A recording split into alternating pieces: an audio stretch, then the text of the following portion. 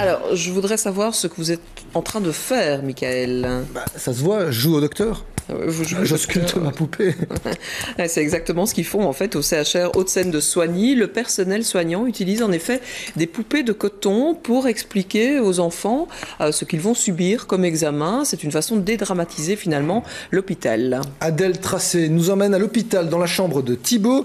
Elle nous parle aussi de la fabrication de ces poupées car ça aussi c'est une belle histoire. Vous avez mal à la tête, Véronique? Oui. Déshabillez-vous. Bon, Comme tu sais, on va aller voir le docteur tout à l'heure pour faire ton opération.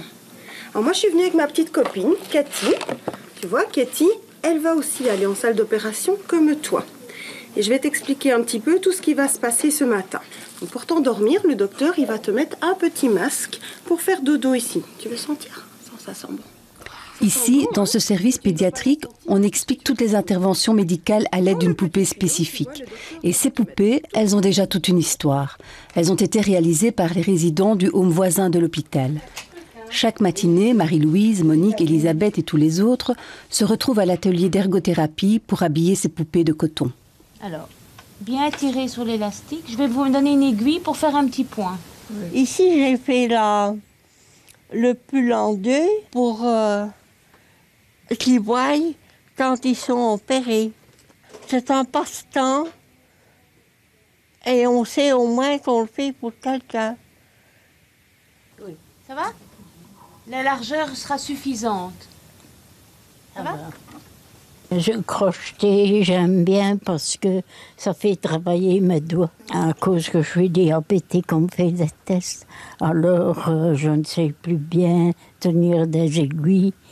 Alors, crocheter, j'ai vu que ça allait. Ça, c'est une perruque que j'ai faite au cas où les enfants seraient opérés de la tête ou si on était dans un service de chimio.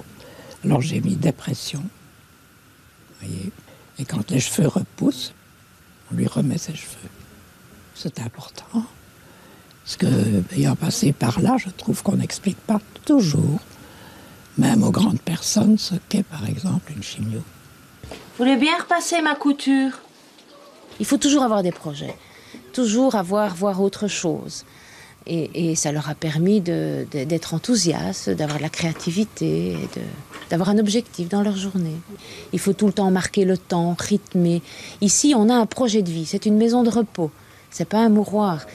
Aujourd'hui, une dizaine de poupées sont terminées et pour la première fois, une délégation se rend à l'hôpital pour les offrir et découvrir leur transformation en poupées blessées ou malades. Vous voyez, chaque fois qu'il a un petit bobo, on va lui expliquer. Qui est-ce que je vois ici? Votre jardinier. Mon jardinier. Et là, vous vous rappelez? Il est tombé à la balançoire. Oui. Il a la joue tout éraflée et on l'appelle Ketchup. Ketchup. Et vous voyez, il a un plâtre. Oui. Comme ça, on peut expliquer. C'est vrai que c'est plus ludique. Oui, ça va. Une quinzaine de poupées qui correspondent chacune à une pathologie. Poupée en traction, sous perfusion, poupée devant passer une gastroscopie ou un encéphalogramme. Et bien sûr, la poupée qui subit une intervention chirurgicale, comme Thibaut. Doudou, sommeil, c'est pour m'endormir ainsi. On va mettre une petite pique dans le bras. Je vais m'endormir. Tu devras rester ici, d'accord? Quelqu'un va rester avec toi pour te surveiller, d'accord? Thibaut a tout compris. Il est donc prêt pour partir serein en salle d'opération. Oh, ça y est, on perd la couverture. Il y a donc les poupées malades, mais chaque enfant hospitalisé reçoit aussi une poupée qu'il pourra utiliser comme doudou, comme exitoire en fonction de l'envie du moment. Voilà.